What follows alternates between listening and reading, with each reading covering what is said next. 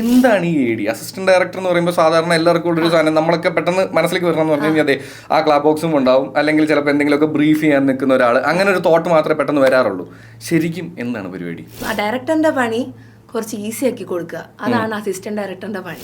Okay, അതായത് എന്ത് പണിയാണെങ്കിലും ചെയ്തേ പറ്റുള്ളൂ. അതായത് ഒരു സിനിമയുടെ ഡയറക്ടർ ചെയ്യുന്ന എല്ലാ ഭാഗത്തും നമ്മൾ ഉണ്ടാവും.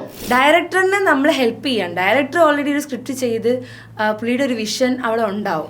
ആ വിഷനെ നമ്മളും അതേപോലെ എടുത്ത് നമ്മളും അതിനെ പണിയെടുക്കുക. അതാണ്. അതിന് ഇനിയിപ്പോ ക്ലാപ്പ് ബോർഡ് അടിക്കണോ അല്ലെങ്കിൽ സ്ക്രിപ്റ്റ് റൈറ്റിംഗിലാണോ കണ്ടിന്യൂറ്റി ആണോ അതൊന്നും അല്ല. പക്ഷെ ചില സമയത്ത് നമുക്ക് എല്ലാം നോക്കേണ്ടി വരും.